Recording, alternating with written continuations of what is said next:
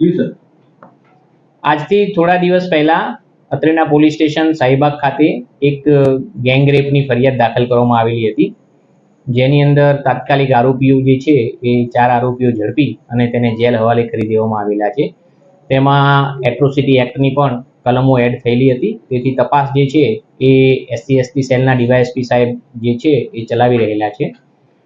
તે બાબતે અત્રે એ જે સોસાયટીના કેટલાક રહીશો અને ફરિયાદી બેન અત્રે ભેગા થઈ અને અત્યારે મળવા માટે આવેલા હતા.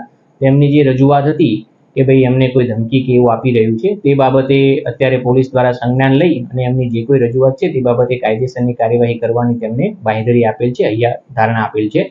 અને આવું કોઈ પણ જગ્યાએ આવું ચાલતું હોય, કોઈ પણ ફરિયાદી હોય આતે, તો એમને અમે અત્યારે જાણ કરેલ છે કે ભાઈ અમારા નંબર અવેલેબલ છે અને અત્યારે પોલીસ સ્ટેશને પણ 112ની સુવિધા અવેલેબલ છે, તો આપ ત્યાં પણ કરી શકો છો.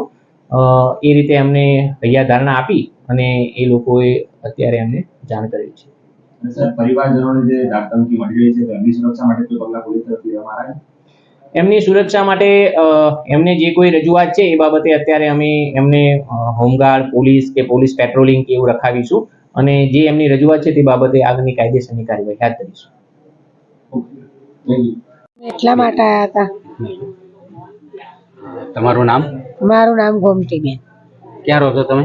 ઘોડા કેમની લક્ષ્મીનગર સોસાયટી. શું બનાવ બનેલો? બનાવે મને તો કે મારી દીકરી જોડે 4 માણસો 4 છોકરાઓએ ખરાબ કામ કર્યું હતું. એના લીધે અમે આજે પોલીસ ચોકીમાં બધી જાણ કરી દીધી, બધી કાર્યવાહી થઈ ગઈ છે અને બધું શરૂ થઈ ગયું. અને અમને સાહેબે PI બતાવી દીધેલું કે તમારે કોઈ ડરવાનું નહીં, કોઈ ધમકીથી ડરવાનું નહીં, કંઈ પણ તકલીફ હોય તમારી જોડે આવી જવાનું. પછી અમે અત્યારે થોડા ફ્રી થયા એટલે અમે સોસાયટીની એક મિટિંગમાં આવી કે સોસાયટીની અંદર આવા ઘોર અંદર કામ થઈ રહ્યા, તો એના માટે શું કરવાનું, કોઈ એમને સાથ સહકાર આલો અને કાલે કોઈ બીજી છોકરીને પણ આવું થાય નહીં.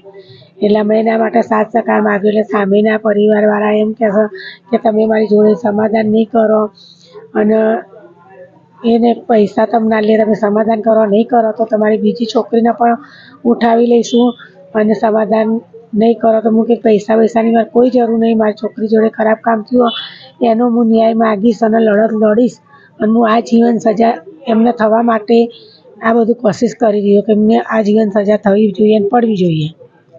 પોલીસ પ્રશાસન તરફથી તમને શું કહેવામાં આવ્યું? પોલીસ મને સાથ સહકાર આપી રહી છે. તારી બેબીનું જે થયું છે એના માટે અમે તૈયાર જ છીએ. તને કંઈ પણ તકલીફ હોય તો તું આજે અમને ફોન કરીને બતાવી દેજે, અમે તારી જોડે જ છીએ. કે કયા પોલીસ સ્ટેશન આવ્યા હતા તમે?